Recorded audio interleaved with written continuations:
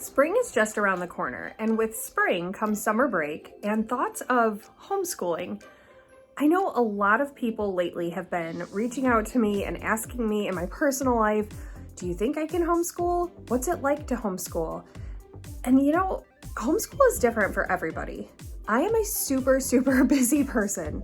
I have a maximum of 6 hours in my day that I can use to clean house, to do any of my side gigs, to have a life, all while then educating my child who also happens to have a health issue with her type 1 diabetes. So we are nonstop. Today was a good day. It was a slow day. We had 3 hours at home, and she had about 2 hours in the car that she was able to get some things done. So I thought this would be a really great example of a day where I can show you guys that if we can do it, if it's right for you, then you can do it too. Now here's a disclaimer. It is not right for everybody. There are a lot of kids that shouldn't be homeschooled, that will thrive and do better in a public or private school setting. My child is not one of those. So you do you, whatever is best for your family, but come along on our day, having 3-ish hours to live our life and get our school in for the day. Today, we're gonna talk about how we homeschool when our life is as busy as ours is. Because we're real busy. Don't say we don't, we do. We didn't yesterday, but typically we do. And you did do a little bit. So yeah, you worked on your speech and you read. A book that had pictures. So Caroline, what are you doing today while I'm in the barn?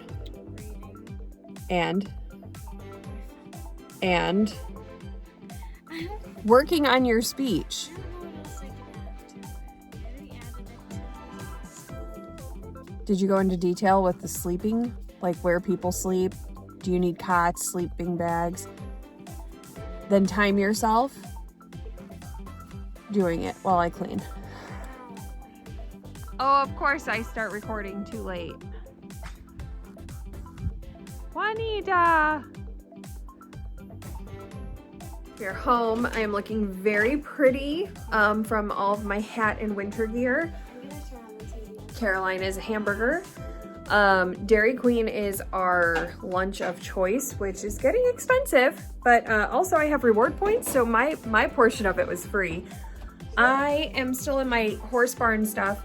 I rewear this all week, and I'm smelly, so I don't want to eat while I'm smelly, and I want to get out of these clothes. I also need to take a shower.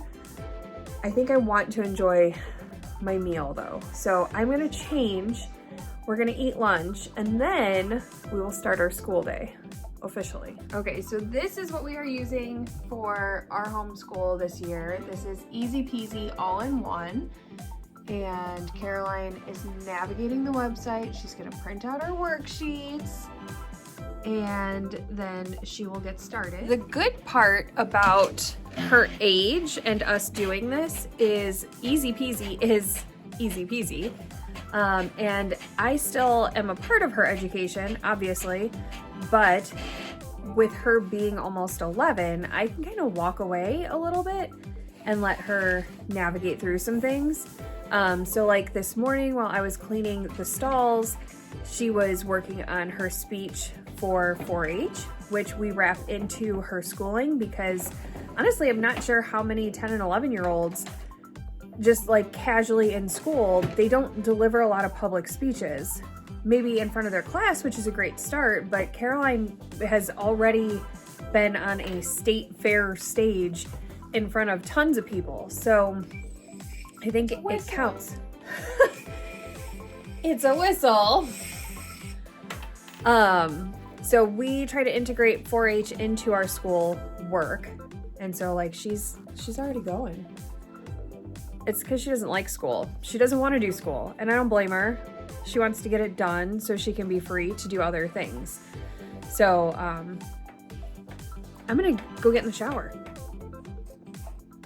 One thing that we love about homeschooling is that it is very much so go at your own pace. So math, she somehow, somewhere, while is still in public school, missed one of the building blocks. And for math especially, if you don't have a solid foundation, everything else is more difficult. So last year, we actually stripped math down, went back to the beginning, and we were like, all right, there's something missing somewhere. And we found it and we fixed it. And so now she's able to just go. But where she's a little behind in math, she far exceeds in language arts. She's reading much higher than her grade level if she were still in school.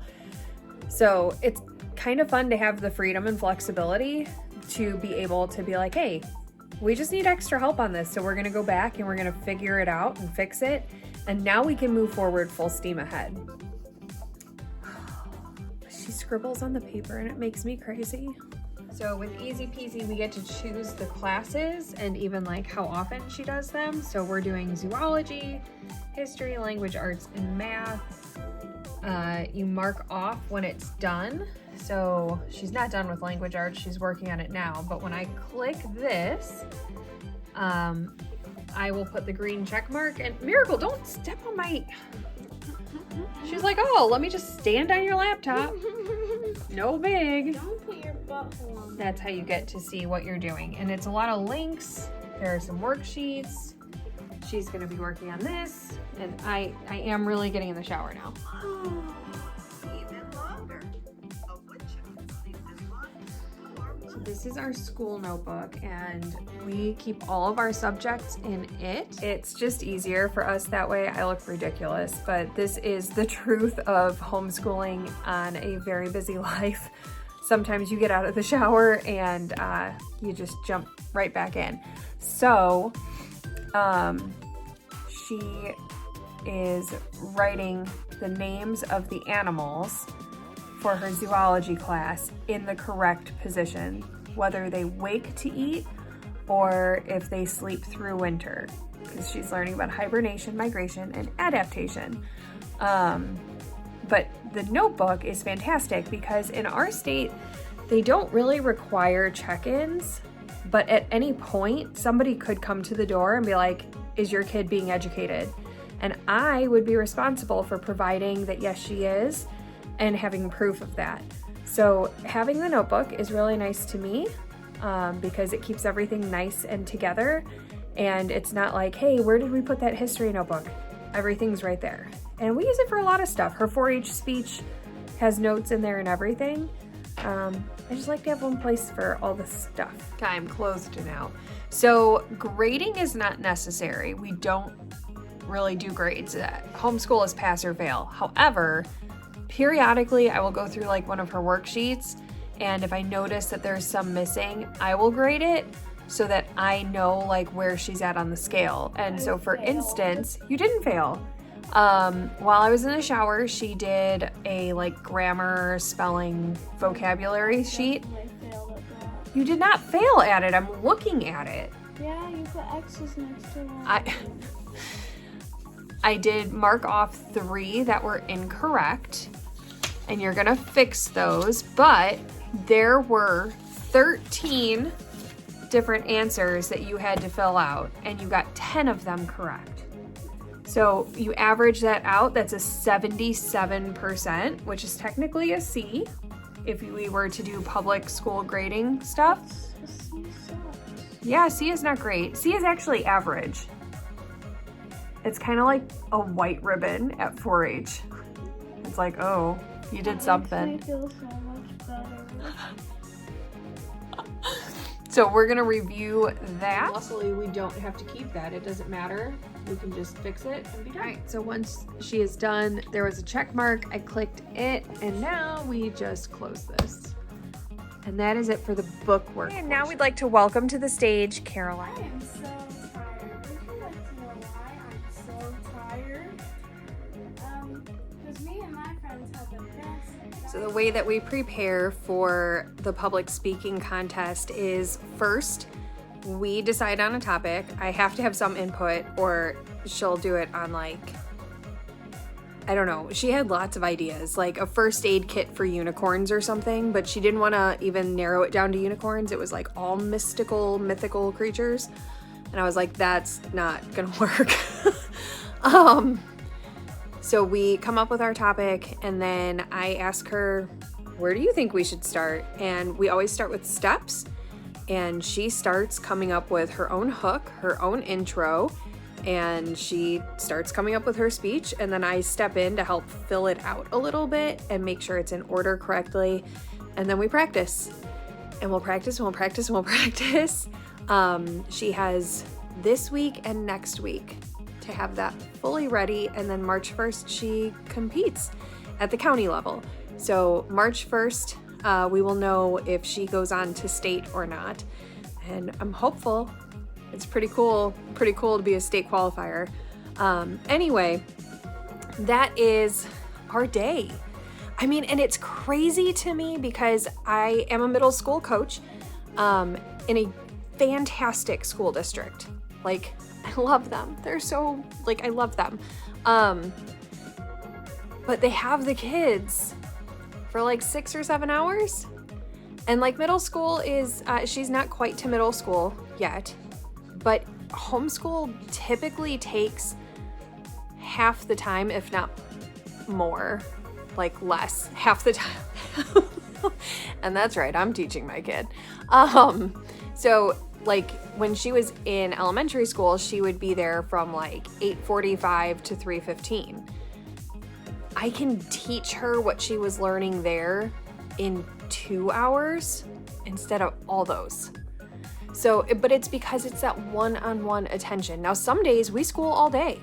We might even like have like a, what do they call that? An unschool moment where we have a conversation about something in the news or about a historical fact, or we stop at a historical site, and then that leads into other conversations, and then we'll still do our book work. So it's like she's learning the whole day some days, and other days, like yesterday, it didn't happen. She did her reading. She reads every single day. I let her pick the books to a degree. They do need to be at a high enough reading level that I feel like it's challenging her just a little bit.